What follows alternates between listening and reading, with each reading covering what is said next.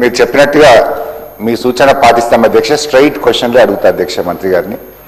అధ్యక్ష, మొన్న గవర్నర్ గారి ప్రసంగంలో మహిళలకు 9,200 కోట్ల రూపాయలు ఆదా అయిందని చెప్పారు అధ్యక్ష. మరి 9,200 కోట్లు రాష్ట్ర ప్రభుత్వం ఆర్టీసీకి చెల్లించిందా, చెల్లించలేదా? ఒకవేళ బకాయి ఉంటే ప్రభుత్వం ఎంత బకాయి ఉందో మంత్రి గారు చెప్పాలి. Question number 1. క్వశ్చన్ నెంబర్ 2 అధ్యక్ష, ఆర్టీసీ లాభాల్లో ఉందా, నష్టాల్లో ఉందా? ఒకవేళ లాభాల్లో ఉంటే కార్మికులకు ఇవ్వాల్సినటువంటి బెనిఫిట్స్, ఏరియర్స్ కానీ వాళ్ళ సిసిఎస్ కానీ ఎందుకు ఇవ్వడం లేదో మంత్రి గారు చెప్పాలి. 3వది అధ్యక్ష, కొత్తగా మరి పిఆర్సీ డ్యూ ఉన్నది 3 ఏళ్ల నుంచి. కొత్త పిఆర్సీ ఆర్టీసీ ఉద్యోగులకు ఎప్పటి నుంచి ఇస్తారో కూడా మంత్రి గారు చెప్పాలి. 4వది అధ్యక్ష, కాంగ్రెస్ పార్టీ తన మేనిఫెస్టోలో ఆర్టీసీ యూనియన్ పునరుద్ధరిస్తామని చెప్పి మీరు హామీ ఇచ్చారు. ఎప్పట్లోగా యూనియన్ పునరుద్ధరిస్తారో మంత్రి గారు సూటిగా సమాధానం చెప్పాలి. 5th క్వశ్చన్ అధ్యక్ష, గత బీఆర్ఎస్ ప్రభుత్వం ఆర్టీసీ ఉద్యోగులను ప్రభుత్వ ఉద్యోగులుగా గుర్తిస్తూ మేము ఆనాడు గెజిట్ కూడా నోటిఫికేషన్ చేయడం జరిగింది. మరి వాళ్ళను డేట్ ఆఫ్ అపాయింట్మెంట్ ఎప్పటి నుంచి వారిని ప్రభుత్వ ఉద్యోగులుగా గుర్తిస్తారో కూడా మంత్రి గారు సూటిగా చెప్పాలి. లాస్ట్ క్వశ్చన్ అధ్యక్ష, మరి చాలా నియోజకవర్గాల్లో, చాలా డిపోల్లో, ఈవెన్ నా సిద్దిపేట డిపోలో కూడా బస్సుల సంఖ్య తక్కువగా ఉంది. కొత్తగా ప్రజలు బస్సులు వేయాలని అడిగితే డిపో మేనేజర్తో మాట్లాడితే బస్సులు లేవు, బస్సులు సరిపడా మాకు అవకాశం లేదు అని చెప్పి డిపో మేనేజర్లు చెప్తా ఉన్నారు. ట్రాఫిక్ అనుగుణంగా కొత్త బస్సులు ఇచ్చే ఆలోచన ఏమైనా ఉందా? మరి ఇప్పటికే టైం అయిపోయినటువంటి బస్సులను కొత్త బస్సులతో రిప్లేస్ చేసే ఆలోచన ప్రభుత్వానికి ఏదైనా ఉందా? మంత్రి గారు సూటిగా సమాధానం చెప్పాలని మీ ద్వారా కోరుతున్నాను. గౌరవ మంత్రి గారు.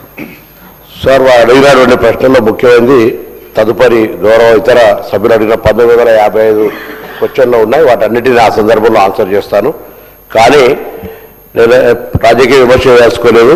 ఆర్టీసీని మోయలేము, మూసేస్తాం. వారు గౌరవ అధ్యక్షులు ఉండ్రి కంప్లీట్గా 45,000 మంది ఉద్యోగులను వేటు వేస్తున్నామని చెప్పేసి రకరకాల అంశాలను ఆర్టీసీకి సంబంధించి బస్సులు కొత్తది ఒకటి కొనకుండా 10 సంవత్సరాలు ఒక కొత్త నియామకం చేపట్టకుండా అన్ని రకాలుగా ఆర్టీసీని నిర్వీర్యం చేసిన తర్వాత వచ్చినటువంటి ఈ ప్రజాపాలన ప్రభుత్వం ఆర్టీసీకి సంబంధించినటువంటి అనేక అంశాలు, ఆఖరికి గత 10-15 సంవత్సరాలుగా వివిధ కారణాలతో సస్పెండ్ అయినటువంటి ఉద్యోగులకు కూడా 3-man కమిటీ చేసి మానవతా దృక్పథంతో 250 ఉద్యోగాలు కూడా ఇచ్చిన అధ్యక్ష తిరిగి. అంతేకాకుండా కారుణ్య నియామకాలు చేపట్టడం కావచ్చు, దాదాపు 2,700 కొత్త బస్సులు కొనడంతో పాటుగా వారు చెప్తున్నట్టుగా 15 సంవత్సరాల పైబడ్డ బస్సులన్నీ కూడా రిప్లేస్మెంట్ చేస్తా ఉన్నాం. అంతేకాకుండా మహిళా సంఘాల ద్వారా మహిళలను యాజమాన్యం చేసి కూడా బస్సులు కొనుగోలు చేస్తాను. మహిళలు బస్సుకు సంబంధించినటువంటి ఉచిత బస్సు తర్వాత కొంత డిమాండ్ ఉన్నమాట వాస్తవం. ఇప్పటికే అనేక కొత్త బస్సులు ఈవెన్ హైదరాబాద్ నగరంలో కూడా కొత్త రూట్లను ఇంట్రడ్యూస్ చేస్తాను. గౌరవ సభ్యులందరూ కూడా ఆర్టీసీకి సంబంధించినటువంటి బస్సులు డిమాండ్ చేస్తా ఉన్నారు. ప్రభుత్వం దానికి అనుగుణంగా ఇటీవల జరిగిన రివ్యూలో కొత్త బస్సుల కొనుగోలుకు సంబంధించి కానీ లేదా ఈ మధ్య కేంద్ర ప్రభుత్వం తీసుకున్నటువంటి PM E-Drive కింద మరి ఎలక్ట్రికల్ బస్సులు తీసుకునే అంశానికి సంబంధించిన విషయంలో కూడా సానుకూల నిర్ణయం తీసుకొని ఆర్టీసీ కార్మికులకు సంబంధించిన జీతభత్యాలు ఇష్యూ కావచ్చు, వాళ్ళు గతంలో బకాయిలు పెట్టిన PF ఇతర అంశాలన్నీ కూడా ఒక్కొక్కటిగా నెరవేర్చుకుంటూ వస్తాను. విలీన సమస్య కమిటీ దగ్గర పెండింగ్ ఉంది. గుర్తింపు సంఘాలకు సంబంధించిన ప్రభుత్వం దగ్గర డిస్కషన్ అయ్యేది ఉన్నది.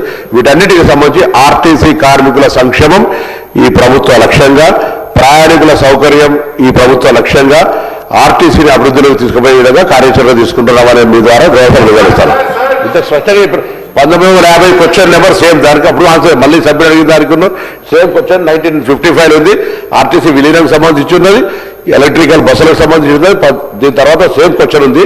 నేను అది కూడా చెప్తాను. దీనికి సంబంధించి ఆర్టీసీకి కంప్లీట్గా నెగ్లెక్ట్ చేసి మూసేస్తామన్నటువంటి వాళ్ళు అడుగుతుంటే అందరికి సంబంధించి ఇలా ఆర్టీసీని ఆపరేషనల్ ప్రాఫిట్లోకి తీసుకెళ్తా ఉన్నాము.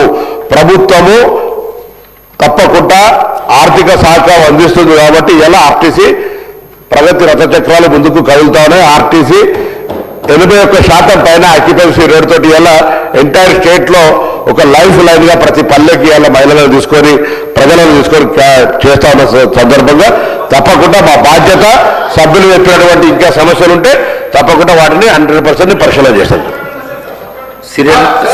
Serial number 12 question number 15, 58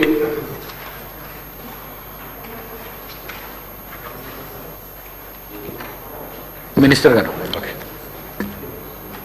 Speaker sir, the agreement was entered for export of 1 lakh metric tons of rice to Philippines. A quantity of 22,750 metric tons of rice was exported to Philippines so far. The shipment-wise details are as follows. First shipment on 6th April 25 of 12,750 metric tons, and second shipment on 7th May 25, 10,000 metric tons, total of 22,750 metric tons. The rice price for export is rupees 3,600 per quintal. The Food Corporation of India rate is 3,446 per quintal for grade A variety as per the provisional economic cost for marketing season 22-23. An amount of rupees 81.90 crore revenue was received so far from rice exports to Philippines. The net profit is rupees 1.13 crores. Initially, an agreement was entered for export of 1 lakh metric tons of rice. So far, a quantity of 22,750 metric were exported, leaving a balance of 77,250 metric tons. Yes, sir.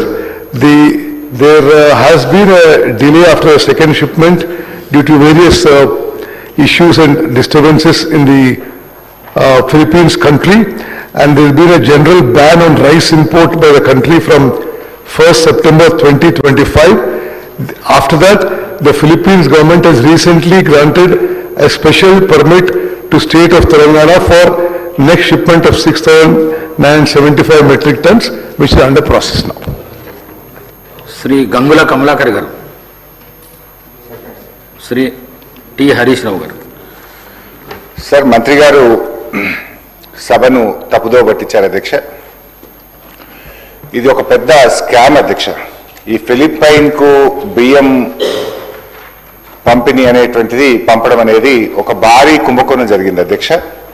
నేను మంత్రి గారిని సూటిగా కొన్ని ప్రశ్నలు అడుగుతా అధ్యక్ష. ఇప్పుడు వారు ఇచ్చిన సమాధానాల్లో కూడా కొంత సత్యదూరమైనటువంటి విషయాలు, అర్ధ సత్యాలను, సమాచారాన్ని కొంత ఆపి కొంతవరకు మాత్రం చెప్పి కొంత చెప్పకుండా దాచిపెట్టే ప్రయత్నం చేశారు అధ్యక్ష. ఫస్ట్ క్వశ్చన్ అధ్యక్ష, ఈ బియ్యం ఫిలిప్పైన్కు ఇతర దేశాలకు ఎగుమతి చేయడానికి మీరు ఎవరైనా ఒక అడ్వైజర్ను పెట్టుకున్నారా? ఆ అడ్వైజర్ పేరు ప్రేమ్ చంద్ గార్గ్ అధ్యక్ష. వీళ్ళు పెట్టుకున్న అడ్వైజర్ అధ్యక్ష, ఆయన ఘరానా మోసగాడు. సిబిఐ, ఈడీ కేసుల్లో ఇప్పటికే అరెస్ట్ అయి జైలుకు పోయి వచ్చినటువంటి వ్యక్తి. అనేక ఈడీ, సిబిఐ కేసులు ఎదుర్కొంటున్నటువంటి ప్రేమ్ చంద్ గార్గ్ను బియ్యం విదేశాలకు ఎగుమతి చేయడానికి మీరు అడ్వైజర్గా పెట్టుకున్నారా? పెట్టుకుంటే ఆయన ఇప్పుడు ఎక్కడున్నాడు? ఆయన పనిచేస్తున్నాడా? మరి ఆయన ఒకవేళ తొలగించారా? ఉన్నాడా? తొలగిస్తే ఎందుకు తొలగించారో సమాధానం చెప్పండి. నంబర్ 1.